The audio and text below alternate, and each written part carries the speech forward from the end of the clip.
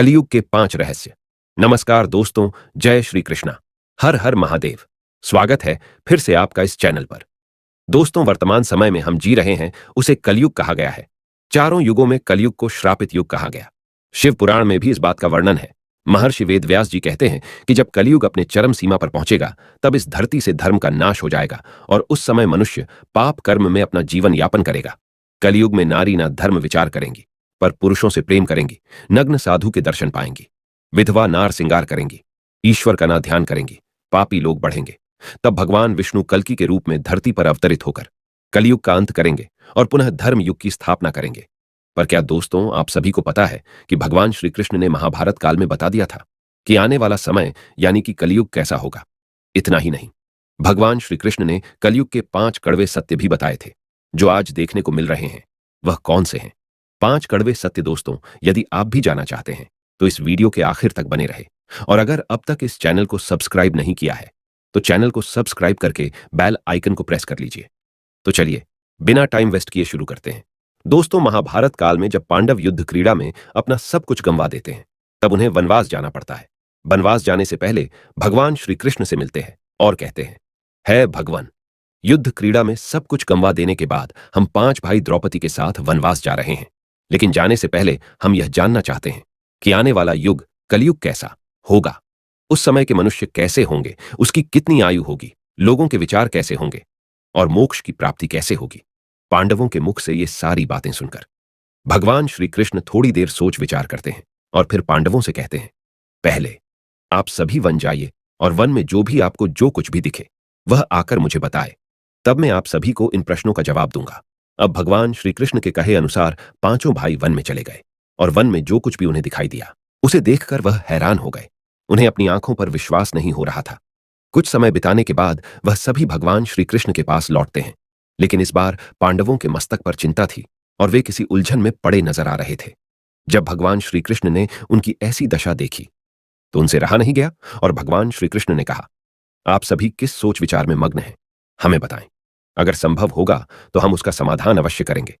भगवान श्री कृष्ण के मुख से यह बात सुनकर पांडुपुत्र युधिष्ठिर ने हाथ जोड़कर उनसे कहा कि है माधवा, हमारी शंका उन दृश्यों को लेकर है जो हमने वन में देखा। उनकी कल्पना हमने कभी सपने में भी नहीं की थी। तभी भगवान श्री कृष्ण कहते हैं कि आप सभी एक एक करके मुझे विस्तार से बताइए कि आपने वन में क्या देखा। इसमें सबसे पहले युधिष्ठिर कहते हैं, द्वारका नरेश, हम सभी 5 भाई वन में अलग अलग दिशाओं में भ्रमण के लिए निकल गए थे। जब मैं अकेला वन में भ्रमण रहा था तब मैंने 2 सूंड वाले हाथी को देखा।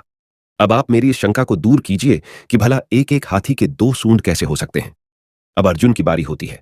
अर्जुन बताते हैं कि उन्होंने एक ऐसे पक्षी को देखा जिसके पंखों पर वेद की रचनाएं लिखी हुई थीं और वह मुर्दे का मांस खा रहा था। अर्जुन के बाद भीम बताते हैं कि उन्होंने वन में एक ऐसी गाय को देखा जिसने अपने बछड़े को जन्म के बाद छाट रही थी कि उसके शरीर से खून आने लगता है। इसे देखकर मैं हैरान रह गया कि कोई माता अपने बच्चों के साथ ऐसा कैसे कर सकती है। अब भगवान श्री कृष्ण सहदेव से पूछते हैं कि सहदेव, तुमने वन में क्या देखा? तो सहदेव ने कहा कि मैंने एक जगह बहुत से कुएं को देखा जहां हैरानी की बात यह है कि आसपास के सभी कुएं में पानी था और बीच का कुआं खाली था। बीच का कुआं गहरा भी था लेकिन फिर भी उसमें पानी नहीं है। ऐसा कैसे संभव है? अब नकुल आगे बताते हैं कि वे जब वन में भ्रमण कर रहे थे तब उसने एक बड़ी चट्टान पर्वत से लुढ़कते हुए देखा। वह चट्टान कितनी ही बड़े वृक्षों और शिलाओं से टकराती है लेकिन उसे कोई रोक नहीं पाता और अंत में एक छोटे से वृक्ष के स्पर्श से वह चट्टान रुक जाती है। अभी युधिष्ठिर भगवान श्री कृष्ण से कहते हैं, वासुदेव, हम भाइयों ने जो भी मन में देखा उसका सारा विस्तार आपसे बता दिया। अब आप हमारी सारी शंकाओं को दूर करते हुए हमें विस्तार से बताइए। भगवान श्री कृष्ण ने युधिष्ठिर से कहते हैं कि धर्मराज, जैसा कि आपने बताया कि आप 2 सूंड वाले हाथी को देखकर हैरानी में पड़ गए हैं, लेकिन इसमें हैरानी की बात नहीं है क्योंकि कलयुग में ऐसे व्यक्ति ही राज करेंगे जो बोलेंगे कुछ और करेंगे कुछ और, उनके मन में कुछ और, कर्म में कुछ और होगा।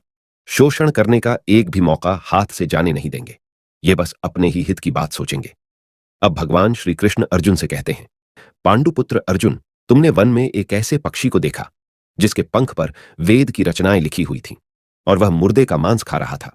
इसका मतलब यही है कि कलयुग में ऐसे ही लोग होंगे जो कहने को तो विद्वान ज्ञानी पुरुष कहलाएंगे किंतु इनका आचरण राक्षसी होंगे। उनके मन में यही होगा कि जल्दी किसी की मृत्यु हो और उसकी संपत्ति के मालिक खुद बन जाएं। कलयुग में मनुष्य के लिए सबसे ऊपर धन और संपत्ति होगा और कुछ गिने चुने शख्स ही वास्तविक संत होंगे। इसके अलावा कलयुग में ज्यादातर इंसान अपनों को ही ठग कर आगे बढ़ने के विचार में होंगे। अर्जुन के बाद भगवान श्री कृष्ण भी हमसे कहते हैं कि हे भीमंद, जैसा कि आपने देखा कि एक गाय अपने बछड़े को इतना चाटती है कि उसके शरीर से खून आने लगता है, ठीक इसी तरह कलयुग का मनुष्य अपने बच्चों पर इतना प्यार लुटा आएगा कि उसका विकास रुक जाएगा। एक मां की ममता अपनी औलाद की मोह माया और संसार में इस तरह बांध के रख देगी कि उसके बच्चे का जीवन नष्ट हो जाएगा।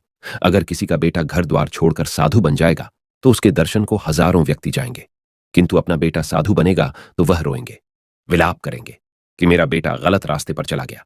दोस्तों, यहां भगवान श्री कृष्ण जीवन की वास्तविकता को बताते हैं कि इंसान को यह समझना होगा कि तुम्हारे पुत्र तुम्हारे नहीं, अपनी पत्नियों की अमानत है, और पुत्रियां अपने पतियों, और तुम्हारा यह शरीर मृत्यु की और आत्मा परमात्मा की अमानत है। भीम की जिज्ञासा को शांत करने के बाद श्री कृष्ण सहदेव को कहते हैं कि सहदेव, जैसा कि तुमने वन में देखा कि एक साथ कई कुएं हैं, लेकिन सिर्फ बीच का कुआं खाली था।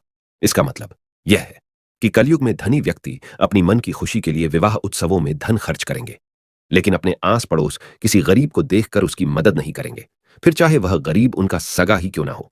अपनी मौज मस्ती के लिए, खुद को खुश रखने के लिए वह शराब, कबाब और फैशन में पैसे उड़ाएंगे, लेकिन किसी के आंसू को पूछना अपना कर्तव्य नहीं समझेंगे। कलयुग में अन्न तो होगा और धनी लोग उसका उपभोग करेंगे, लेकिन गरीब व्यक्ति एक एक दाने के लिए तरसेंगे और ऐसे ही मर जाएंगे। भगवान श्री कृष्ण की यह सारी बातें सुनकर सहदेव थोड़े दुखी हो जाते हैं, लेकिन इस कटु सच के सामने वह क्या कर सकते थे। अब भगवान श्री कृष्ण नकुल से कहते हैं कि नकुल, जैसा कि तुमने वन में देखा कि एक बड़ी चट्टान पर्वत से लुढ़कती हुई बड़े बड़े वृक्षों और विशालकाय चट्टानों से टकराती हुई आती है, वह रुक नहीं पाती है, लेकिन एक छोटा सा वृक्ष अपने स्पर्श से ही उसे रोक देता है। इसका मतलब है कि मनुष्य की बुद्धि क्षीण होती जाएगी और उसके जीवन का पतन होगा, लेकिन उसके पतन को एक धन रूपी वृक्ष रोक नहीं पाएगा, पर हरिनाम रूपी एक छोटा सा पौधा व्यक्ति का पतन रोकने के लिए सक्षम होगा। अतः कलयुग में हरिनाम ही एक मोक्ष का मार्ग होगा। अगर व्यक्ति धन का लालच छोड़कर भगवान की भक्ति में रम जाएगा, हरिनाम का जप करेगा, तो निश्चय ही उसे कोई दुख तकलीफ नहीं होगा और मरने के बाद भी उसे भगवान के चरणों में जगह मिलेगी। दोस्तों, अगर आप गौर करेंगे तो पाएंगे कि भगवान श्री कृष्ण द्वारा बताए गए ये 5 कड़वे सत्य इस कलयुग में नजर होते आ रहे हैं। ऐसे में अगर आप भी अपने जीवन की सारी तकलीफों को दूर करना चाहते हैं तो आज से ही हरिनाम का जप करना शुरू कर दें। तो दोस्तों, इस वीडियो में फिलहाल इतना ही। उम्मीद है आपको आज की वीडियो पसंद आई होगी। दोस्तों, वीडियो को लाइक करें और इस तरह की और भी जानकारी के वीडियो देखने के लिए चैनल को सब्सक्राइब कर लें। धन्यवाद।